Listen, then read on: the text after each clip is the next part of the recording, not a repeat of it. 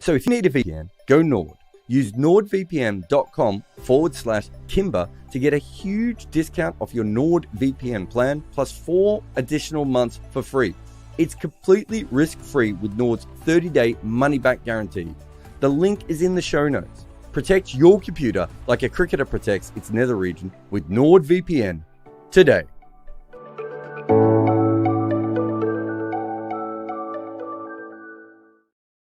Morning everyone, and welcome to another edition of Scoreboard. I am Jared Kimber, and there are many scoreboards to be boarded today. England started the day with a wicket. Sadly, they ended the day kind of flapping like a fish that's been caught and tossed onto a boat. But, you know, they did have something at the start. Jaiswal gave up a ton, Rahul gave up a ton, and Jadeja is probably hoping he doesn't join that group as well. I mean, Ashwin might be suggesting that he gave up a ton as well, right? Like, all these things are possible. India scored very, very easily all day, and then they just sort of coughed up wickets when no one was expecting it. They exceeded by a pass score of 400 quite easily, if we're being honest. And Akshar finished the day just absolutely destroying England there as well. England bowled as if the concept was new to them. They just learnt about this new thing called bowling, and they weren't really sure what to do with it. They were confused at whether they wanted full tosses or half trackers. So a little bit of column A, a little bit of column B, if we're being honest. They had no reviews, so even when they had a chance, it didn't really seem to matter because everything went against them anyway, and there was no way that they could rectify any of those decisions. They probably only had a medium terrible day, just because India kept giving them wickets, right? The only, at one stage, Stokes missed a catch because he was looking into the sun, lost the ball landed next to him, and he had sunglasses on the back of his head. Some days, it's a sunglasses on the back of the head day. For England, it was a sunglasses on the back of a head day. That's not as easy as I thought it was going to be to say early on, but you get my point. Let us move on to the main part of the show, the scoreboard, of which we'll start with some Ravi Jadeja, because why not? I thought he was really interesting today, the way he batted. I've said this before about all-rounders and people who don't develop as normal batters. Sometimes they sort of score with sort of rough gear changes, right? So if you have a look at Jadeja today, he had a strike rate of 66 until T. A lot of that was going after the left-arm finger spinners because he had a lot of them offered to him, and a lot of it was just bad bowling at that point as well.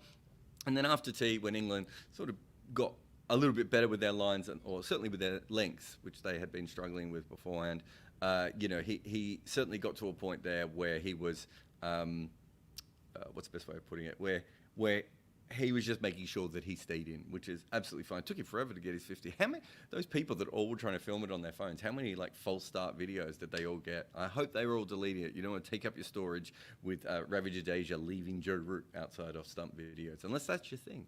Maybe that's your thing. But yeah, you could definitely see him go through different gears today.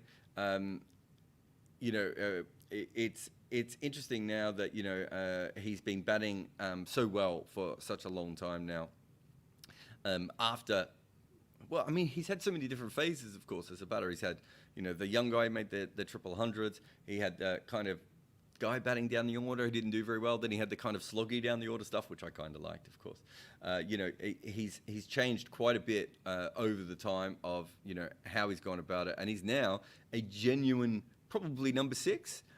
Certainly can bat at number 5, Maybe he would still be at his best at number 7, but, a fantastic option for India and the way they do things. And you have a look at his batting position at home since 2008. He's batted at 4 a couple of times. That must be once, actually. Batted at 5 a couple of times. We've seen him do that away. Sometimes they do that because of the whole left-hand thing as well. But the majority of time now, he's been at number 6. And if he goes back to number 7 when Pant comes back, just strengthens their side even more. But again, just the flexibility that he allows for. And this is where he used to bat beforehand, right? So before he had the revolution, before his batting got quite good, he was pretty much a number 8. And look, as a handy number 8, you're not really giving your team the all-round boost, right? Whereas even at number 7, you give a small boost, but once you move up the order to bat at number 6, like he has, the flexibility that you give your team, the allowing them to have the extra spinners in the side, it really is quite different. And if you look at the fact that they've got Akshar and Ashwin, that all sort of builds together the all-round talents of all those different guys. This was his batting average at home from 2013 to 2017. I mean, that's suboptimal. Averaging 32. That's not terrible, of course, but it's not game-changing, whereas 57 is. And some of this has been on, extreme blocking, although he's still got a really good strike rate against left-arm finger spin. But against off-spin and seam specifically, he's quite slow, but it's hard to get him out. He's just unshiftable, maybe, is the best way of looking at him at the moment. And this is his runs per innings at home in that time. And, some of this you would expect as well. I think we've got average there, but that should be runs per innings. But some of this you just expect, of course, because he's also gone up the order, but he's been successful at going up the order. So again, he didn't change the game or anything today, but he ensured that England weren't going to win it, or certainly without a miracle, but I'm pretty sure England are not going to win it. When he came in, as I said, attacked, put them under a little bit of pressure, and then when England bowled better, pulled back and batted very well there as well. Again, good work from him. I wanted to go through all the wickets today because sometimes I think you look at scoreboards and things don't add up. So if you just saw the scoreboard, I think you'd probably be pretty happy as an England fan. Probably not as an England fan, as an Indian fan. I think if you watched them bat today, there were some concerns, and I just want to go through all the different dismissals. So this is Rohit Sharma. This was last night. He decided to come down the wicket basically before Leach had bowled this ball. I don't know if Leach saw him or not, but you can see just how short this ball is. And because of that, Rohit Sharma doesn't get anywhere near and hits it straight up in the air. This is Jaiswal going out to Root today. Clearly wanted to put some pressure back on Root. It already hit him for a boundary. Ben Stokes gets some credit for this because he fiddled with the fielders a little bit. But you could see the bat of Jaiswal has just completely rotated his hand. I don't know if he hit the ground on the way through. But again, just a batting error, trying to put some pressure back on England. This is Shubman Gill, who he's going to be looking at this and going, how do I go out to such a full ball on my pads and manage to flick it into the air to short mid-wicket? Gave Tom Hartley his first one, but this one almost feels like it's too close to him to attack, and that caused him maybe some of the problems. Shreyas Iyer got a wrong in here, just outside off stump, coming back onto the stumps. It was a fine ball, a bit like Root to Jaiswal. There was nothing wrong with the delivery, but the fact that he tried to slog sweep it over the top, again, it was in his wheelhouse. He picked it. It wasn't like he was surprised by it, or in any way. However, they were giving plenty of options of bad balls. I'm not sure that you, especially off Rayan Ahmed, you had to manufacture anything, and he just didn't get the connection he wanted, so it didn't go over deep mid-wicket. This is a half-tracker, right? This is a terrible ball by Tom Hartley. It just didn't come out of his fingers right. And KRL probably thought, here's a chance to hit one of KP's 12s or one of AB de Villiers' 9s. And unfortunately for him, found deep mid-wicket. This is what happened on the KS Barrett one, where he went for a sweep shot. You could give Root a little bit of credit here. It was an off spinner that pitched in a nice area and straightened, went on to hit the stumps. Again, I don't think it was a sensational ball, but you could see from the Hawkeye, which is back on their BCCI's website, which I think they'd taken it down for quite a while. I found it today. It's lovely for this one. Look how low that is. You can actually see that according to the Hawkeye, it was actually going back down again after hitting his knee and barely going to make it to the wicket. I'm not sure this would have taken the bails off, if we're being honest. But there you go. And now we'll get to the run out, where you had two of the greatest spinners of all time standing at the same end with each other, which is, always quite funny on its own. But let's just have a look through this. So you can see here, Ashwin on the back foot to Root, pushes this on the offside, and he's sort of instantly looking for a run out to the covers. He takes off quite violently, but you could see that despite the fact he was on his back foot, Jadeja was just a little bit slow to get going here, considering he was walking in with a bowler. So Ashwin called it, wanted it. It was his call. Jadeja just a little bit slow off the mark. But I want you to focus on where he's looking here. I'm not saying you shouldn't look at the fielder, because obviously your partner might make a mistake. But Jadeja spent a lot of his time looking at the field here rather than reacting to the call. After looking at the fielder, Jadeja decides that he doesn't want this run. By this stage, Ashwin is already halfway down the wicket. I don't know, I didn't hear the soundtrack enough to know whether Ashwin actually, whether Jadeja called no or just turned around, but you can see a bit of a comedy double take here. But this is the bit I want to look at, the BCCI logo in Jadeja's face there. But you can see here, this is Tom Hartley, and the ball has gone to the right-hand side of Tom Hartley. And it should be pointed out, Tom Hartley is quite a good mover and quite an athletic person in the field as well. But Tom Hartley is obviously a left-hander. I think Ashwin looked up, and because he likes to hit the ball through this area, he realised that this was a good chance of hitting the ball to the right-hand side of Hartley, who's a left-hander, and taking the run. Jadeja leaves, but you can see here how slow he is to actually react to the whole run to begin with. But this is where he's looking back at Hartley, and he sees that the ball goes to the right hand of this fielder. Now, in that split second, I'm not sure he realized that this was a left-hander, right? And so he decides, oh, well, I can't run. So by this point, he's already stopped, and Ashwin's at least halfway down the wicket at this point. And you can see that Ashwin was miles down. By the time Hartley had that ball in his hand, Ashwin was easily going to make this end. There was definitely a single on here, but Jadeja is on his way back there and, of course, gets run out. But here's the thing that's funny, other than the fact that they're both at one end, and that is intrinsically funny always and forever. The other thing that I found quite humorous about this entire run out is that generally Jadeja, outside of the fact he's a brilliant athlete and fielder, a skillful fielder, he gets a lot of his runouts because he is left-handed, and that causes two things. Sometimes it causes miscommunication. Sometimes it just causes someone to hit the ball to the left-hand side of a fielder and take off, right? This is a situation where the left-hand fielder actually caused an issue. But Ashwin was right, and he picked the fielder correctly and tried to steal the run. But because Jadeja did a quick turn around, when he turned around, all he saw was the ball on the right-hand side of the fielder, and he thought, well, if he throws that in straight away, I'm never going to make it to the other end. Of course, he had to switch his body and take it on the left-hand side. And I just thought it was funny that Jadeja was involved in a run-out that was basically down to the reason he gets so many run-outs. Of course, Ashwin may not find this as funny as I did. But the point of all this is that if you go through all these dismissals, India definitely played a huge part in all of them. There was some okay bowling at times, but none of the wickets were from unplayable deliveries or anything like that. Maybe one kept a little bit low. They played a part in this, and I did wonder if this was, they just haven't had a lot of great batting wickets at home over a long period of time. They went to South Africa, they didn't have a lot of great batting wickets. They might just not have found the, that gear that they had to be able to go on, but you had Gill, KL Rahul, Shreyas Iyer, and Jaiswal probably all gave away very, very big scores today. It's something worth keeping an eye on going forward.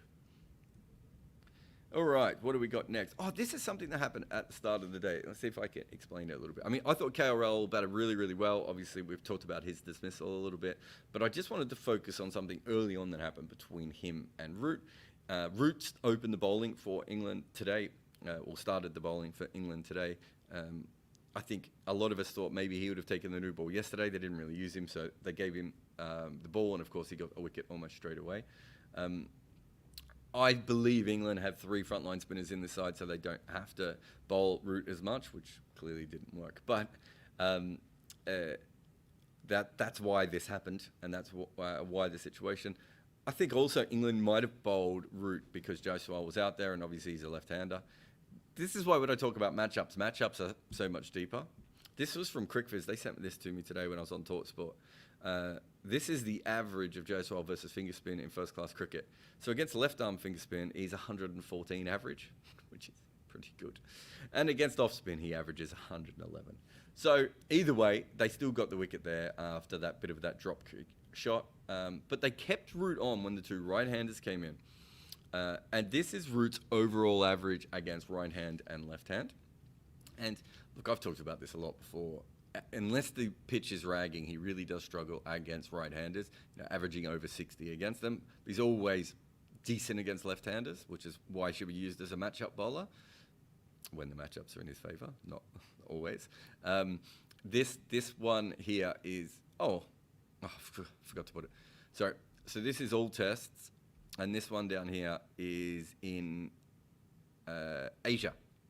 Is that right? All test 61. Yeah, 34. Yeah. And this blue line down here is Asia. So you can see when it comes to Asia, he's a little bit better against the right-handers. So a little bit of a boost here. Doesn't get as much of a boost with the left-handers, weirdly enough. But he goes from being terrible against right-handers to when he gets to Asia being good. And then the third one here. Oh, now I've put this thing up here. Anyway. And then he's a little bit better again against the right-handers, specifically in India. Remember, some of this is warped by the, 5 for 8? But even so, and you can see even better against the left-handers. But it does show you the kind of bowler that Root is overall. But he was bowling very good. He was coming around the wicket to the right-handers. And Harmy was saying on commentary that he thought it might be because he was spinning it. But I also wonder if it might be this that CricViz actually shared with. I would never have even thought to look up this one, actually. It was so weird. But this is KRL versus off-spin in India. This is when it's bowled over the wicket to him. He's pretty good. This is when it's bowled around the wicket to him. And the reason I felt this, I looked into this more, is just because of I looked into this afterwards, is just the amount of errors that KRL made when Root was coming around the wicket. He got the edge that went past Folkes' gloves, that probably Folkes could have got a glove on. It wouldn't have mattered if he had anyway, because it was given as buys, and they didn't have a review left, but even so, missed opportunity, I suppose, there. There was another one where KRL came down the wicket, and the ball was sort of, I don't know if it was pitched down the leg side or if it was fired down the leg side because he came down, but he got completely lost and got like a leading edge to a ball outside the leg stump that really could have been a really ugly stumping for him. And then another one, he kind of almost spooned up the short leg with a defensive. It was so noticeable how much KRL just didn't really have an idea of how to play the off-spinner bowling around the wicket to him. I don't know how many people know about this. Once CricViz know about it, I suppose England would know about it as well, and other teams will start to look at it. And he tried to overcome this later on. Eventually, once he got set, it wasn't as bad, but it was really noticeable that KRL had some issues there. All right, let's move on now to our man, Jack Leacher. Look, this dude hasn't played for 7 months, and he's bowling very much like someone who has not played in 7 months. I was told at various times during the day that he had a hamstring problem, a knee problem, and a back problem. Like, we're running out of problems that he had. But certainly, he never bowled more than a 7-over spell, which I believe was last night. Today, a lot of short, sharp spells like he was bowling 90 miles an hour, right? But this is his economy, and you can just see how much better he's done than the rest of the England bowlers when we're looking at economy here. 2.16. For a minute, I thought that was under 2, and I was like, he didn't go that well.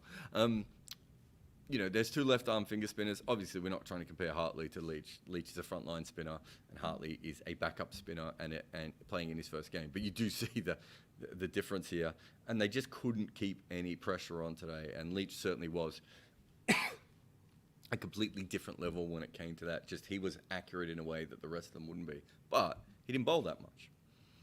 All right, so he ends up bowling the same amount of overs as Tom Hartley, and the reason, of course, is the injuries. I think they bowled 110 overs. You would have expected on a normal day for Jack Leach to or normal for innings, I should say, for Leach to probably have bowled somewhere around 45 overs. He's 20 short of that. Clearly, the injuries are playing a part. They, would bring him on. He would go on the field. He left the field a couple of times as well, maybe getting treatment. They said I think England's official response was a sore knee, but I don't know. But the real issue is probably not Leach. The real issue is probably Root. They picked 3 spinners, so they only need to use Root in case of emergency or for good matchups. And in the end, he had to bowl quite a lot. How much do you think he had to bowl? The second most overs that he's ever bowled in a test inning so far. Now, really depends on whether they bowl India out, whether he goes past his number 1 or not. But even so, you can see this is not quite up there with the big outlier, but it's a long way away from how often he's bowled consistently. It's a huge, huge issue. But he probably looked the most threatening. Leach probably looked the most in control, and he looked the most threatening Root. And they really had a problem with just landing the ball where they wanted to. This is the percentage of spin long hops by India and England so far in this game. I think just in terms of full tosses, I think India bowled 6 full tosses and England is at 18, I think, with their spinners so far. But I also wanted to look at the short balls. But you can see they're not too far from each other. India, just under 2%. England, 3.5%. There's a big difference there, but whatever. This is the one, the short balls. India bowled 2 short balls when they were bowling that I had marked down. Yes, I think England's up to 22. It's a huge amount of short balls, right? But it's not just the long hops. I think one of the other interesting things here is just how often India bowled the ball on a good length. You know, almost 70% of the time, just over 2/3 of the time, I think they were altogether.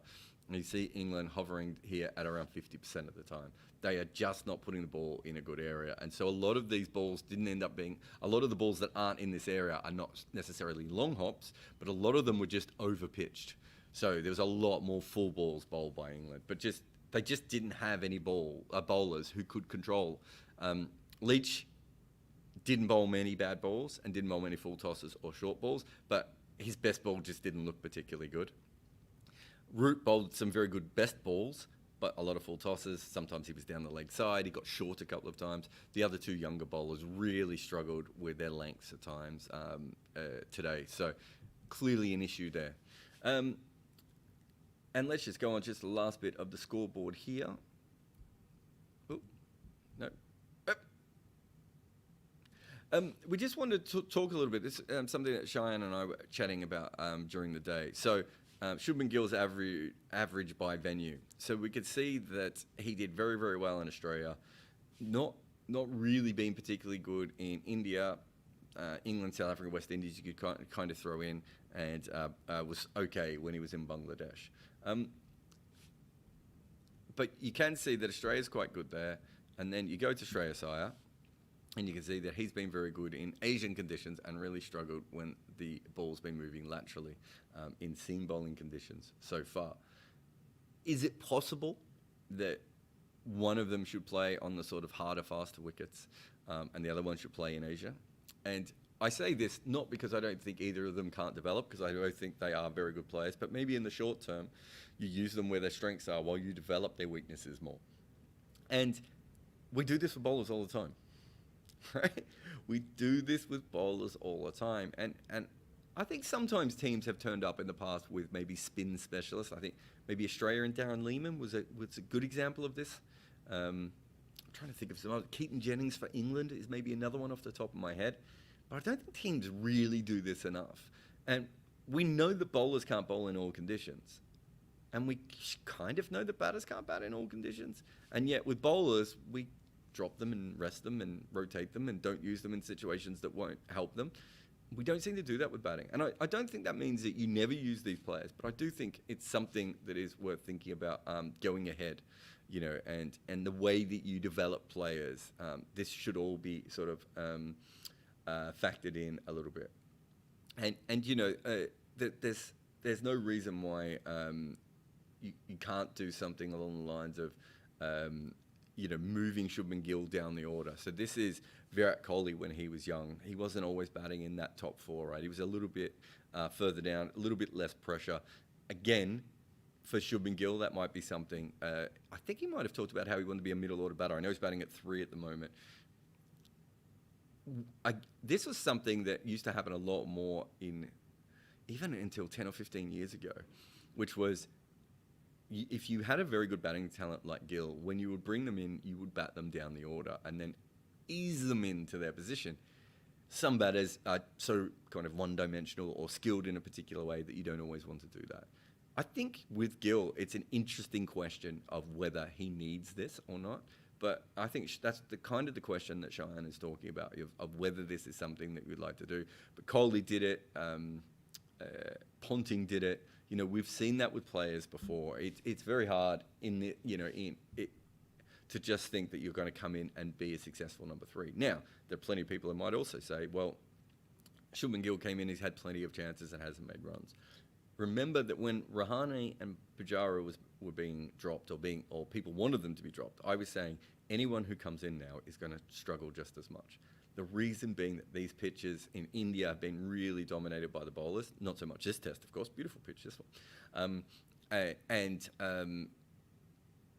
And the rest of the world has been dealing with the wobble ball. It was going to be hard for anyone. And also, you don't want to overreact to a player who's got a bad record at the start of their career when they are clearly an above average talent. You don't want to ruin their confidence or anything like that. I think Callis might have had a really bad start to his career. Like plenty of, really good players and even great players have struggled at the start of their career. But all these things are worth thinking about. Anyway, that is it for me on the scoreboard for today. Or is it? Yeah, it is. That's it for me on the scoreboard today. If you have any questions, please put them in the comments. I'll try and get to as many as I can. Always the best way is with the super chats, but all questions will be answered. I am Jared Kimber. Not all questions will be answered. All super chats will be answered. Any other questions that catch my eye, I will try and have a look at as well. But I'm Jared Kimber, and this is Scoreboard, and I'll be back in one moment. Thanks to the kind folks at FlexiSpot for looking after my office and my butt by sending me their E7 Pro desk that save your favorite desk heights at a touch of a button. You don't have to crank anything. This thing just finds the height that you like and you can work. And their BS12 Pro chair that supports my posterior while I'm recording, this ad and all my shows. If you need great desks, especially ones that change heights or the best quality chairs, head on over to FlexiSpot today. Ever wondered why slower deliveries work, what a zombie ball is, or how Sunil Gavaskar would have batted in T20? Well, we have the channel for you, Good Areas. Twice a week, we have a new deep dive into a great story from cricket on our main channel, Good Areas. It is the history and present of cricket as narrated by me. If you make any content, Memento is the tool for you. Take your long format pods and meetings and anything you have and let Memento cut and slice it up for social media. This AI-inspired weapon will turn your one piece of work into so many clips. Try memento.fm today. All right, just have a look. This is a really interesting one. Anand said, so much for the moaning about the pitch on TalkSport. It's looking like a 500 wicket. I literally said it was a 400 wicket on TalkSport. There was no moaning. It clearly has changed a little bit. But even yesterday, most of us thought it was a very good wicket to bat on. In fact, I thought it was an outstanding cricket wicket yesterday. Not quite as good today, but still a really good wicket today. In that it kept kind of everyone interested. Maybe the pace for the seamers went out of it a little bit more today. But yeah, there was, I don't know what you're talking about. I mean, sometimes we've got to be a little bit more sensible here. Let's see who else we got. Dia says, England opted to play 3 spinners to turn the ball away from the right-hander, and India's 3 left-handers scored 80, 81, and 35. The one spinner that they had that was supposed to spin it the other way wasn't allowed in the country, so to be honest, don't think he would have played anyway. But no, I would say that Rayan Ahmed spins it back in. But what are we talking about here? When it comes down to it, they don't have many options, England, right? Like, it is what it is. They knew that they were going to use Root, and they also know that Root's very good against left-handers. They thought that would give them a boost. Rayan Ahmed actually does spin the ball back in a lot, and also in first-class cricket has a better record against left-handers than he does right-handers. So they can't really they can't really point to what you're saying and go, oh, we got this wrong. Realistically, they had 2 guys that had the records against left-handers. And, Jaiswal was magnificent. They probably didn't bowl Root to him enough. As I've already shown in the matchups, didn't really matter. For him anyway. Jadeja, we knew would slow down against the balls turning away, but outside of Nathan Lyon, I don't think off-spinners generally have a lot of impact on him. He just doesn't score against them very quickly. And who's the other left-hander? Akshar. I mean, by then it was over, wasn't it? But I get your overall point, but yeah, I don't think at that point it was mattering all that much. Where are we? Ravi with Super Chat, thank you. What is with England's overrate? Broadcasters put out stats showing England have lost 19 points to slow overrate. Aren't they taking the World Test Championships seriously? I don't know. It's a good point, though. Like, today, so I think, because we, obviously when we do commentary, we sometimes plan for the extra half an hour, but because of yesterday, I don't think there was any extra time yesterday. So I don't think we planned for it, and we suddenly realized that we would have to do it. And that was only, and at that stage, we were shocked that England hadn't caught up. I knew early on in the day they were going at about 13 overs an hour, but I thought they would catch up eventually. They just never did. Bowling changes, like they didn't really have a situation where Jack Leach or one bowler maybe bowled from one end for a long time. Shouldn't cause the extra 2 overs. Mark Wood didn't bowl that much. But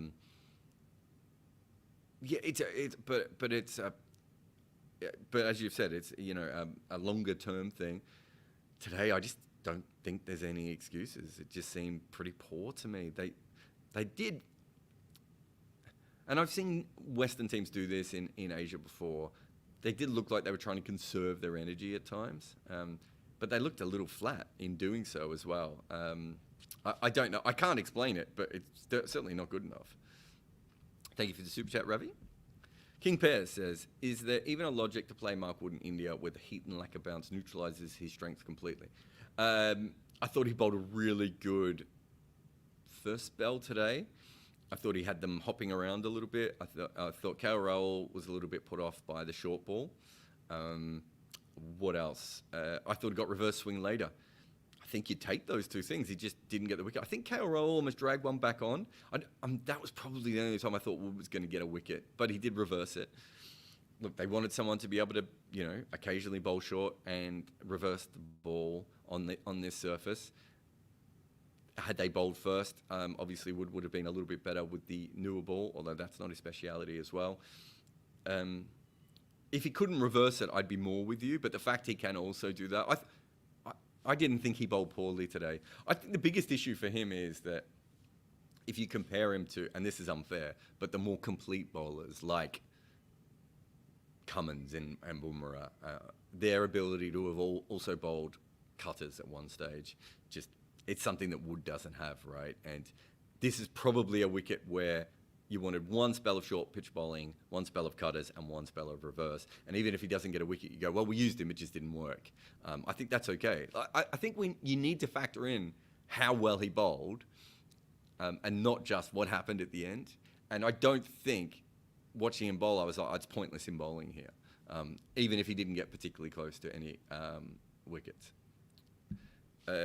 Samit says, is there a better celebration than Sir Jadeja's sword swing? Well, I don't know who was following Australia, West Indies Day. That looks like a fun game. In fact, I haven't even checked the latest, the score at the end. Oh, they just lost that one wicket. I did know that, actually. Was it Kevin Sinclair did a handstand and a flip? Yeah, it was a flip. It wasn't even a handstand, was it, after taking a wicket? So, yes, that is way better than Jadeja's one. But thank you for spending money on a super chat. But go and look for Sinclair's one as well. Rotate, chill, and enjoy. Also put in a super chat. Do you think the pitch slowed up or the bowlers were shit? I definitely think the pitch slowed up.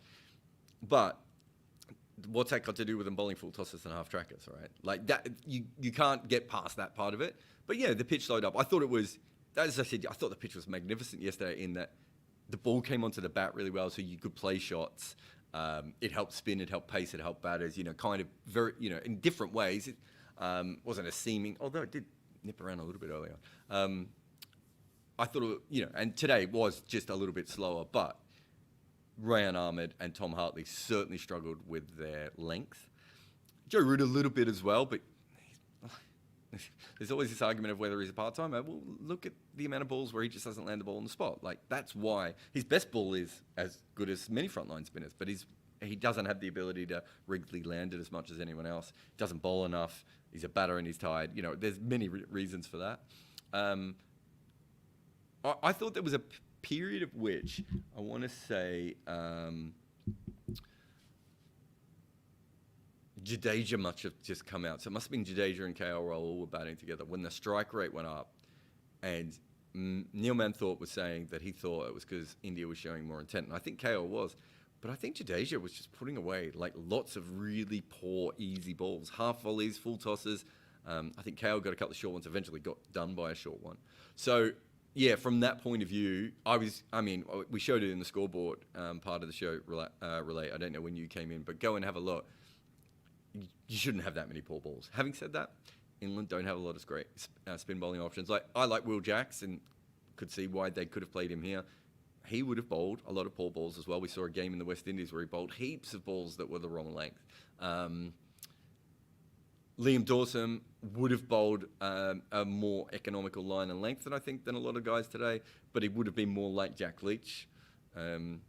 Matt Parkinson probably wouldn't have bowled as many short balls as Rayan Ahmed, but it doesn't have that wrongin that Rayan Ahmed does, and can't bat like Rayan Ahmed. Like I get it. There just isn't great options, right? I mean, Callum Parkinson is the spinner in the England A game, who someone on our Discord actually said, Callum Parkinson, why isn't he playing? And I think in the England A game, he went at 5.9 runs and over? Like, they don't have great options anywhere. The Dawson-Leach thing, I actually I've always liked Dawson as a cricketer, but he's a very similar bowler to Leach as well. So it's just, in every kind of direction that they look, it doesn't work. And they've taken a massive punt, and it's not working. They could have been really safe, and it also could have not worked. So sometimes you just got to admit that things aren't going for you. Says, Shubman Gill is struggling. It looks like Virat will just come back in for Gill. Yeah, I would say that is the case at the moment. But the important thing is that you don't want a Chris Fisher situation. You want to keep him in the system. You want to use him when his strengths come back. He's too good a batter. You can't keep letting that level of player disappear. And I know with Prithvi, there's certainly many other reasons as well. But in general, you just can't let a player of that talent disappear. So you've got to be smart. But I would assume that Kohli will come back in. But I also wouldn't be surprised if Gill made runs. We looked it up. I think CricViz had some of the stats today. I can't remember the numbers, but he doesn't appear to be rotating the strike very well in Test cricket. And he's a very good rotator of the strike in one-day cricket and T20 cricket. It's worth keeping an eye on that, I think. I do think today was a bit of an outlier, but I did feel like it just feels like he's a little bit, I'm looking for boundaries, rather than just the simple thing of, I should get to the other end. Yash says, India has done with Rahane. Yeah, no one's saying Rahane should come back, man. I just said that all those people that were calling for Rahane to go, fine. But when Rahane left, the next person was going to struggle, which is what happened. I was literally making a point to make myself seem smarter. Sometimes that is what this show is about. Anand says, so much for all the moaning about the pitch. Oh, I've already done that one. There was some moaning about the pitch because I said it was 400 par, and India might go well beyond that. Although I suppose they shouldn't. They should be 500 odd. Vivek says, what was England's actual plan for the Indian batters? Well, I mean, they had different plans for different players. They were trying to get into Jaiswal's head with field placements. They tried to get KL Rahul by coming around the wicket with the off spinner. I'm trying to think of others off the top of my head.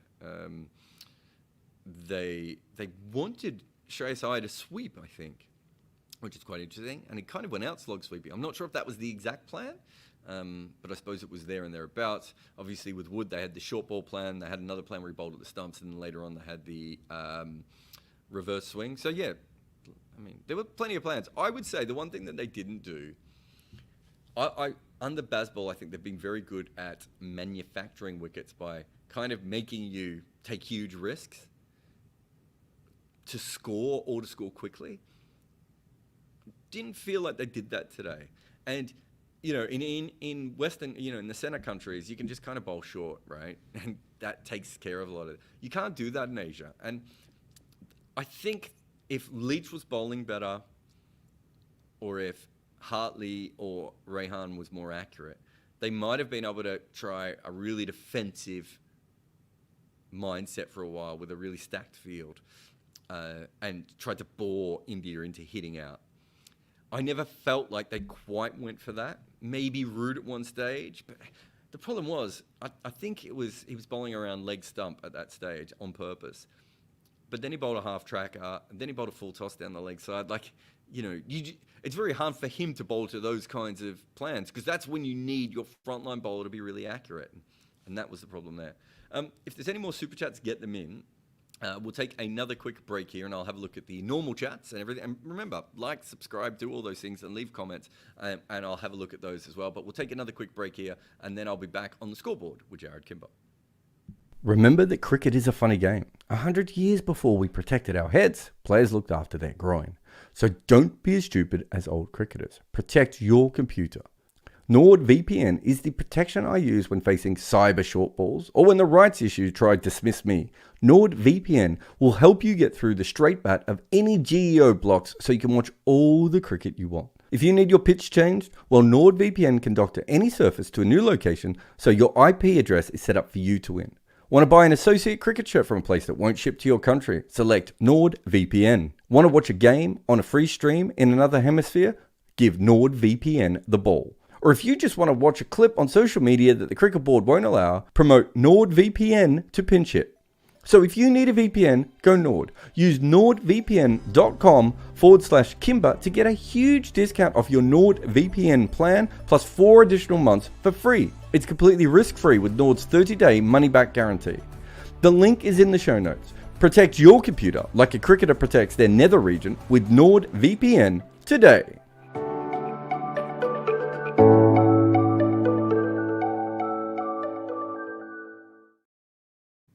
All right, welcome back to the Scoreboard. Jared Kimber here. Remember, we do these every day. Definitely like. I mean, come on. But subscribe, put comments in. All these things help.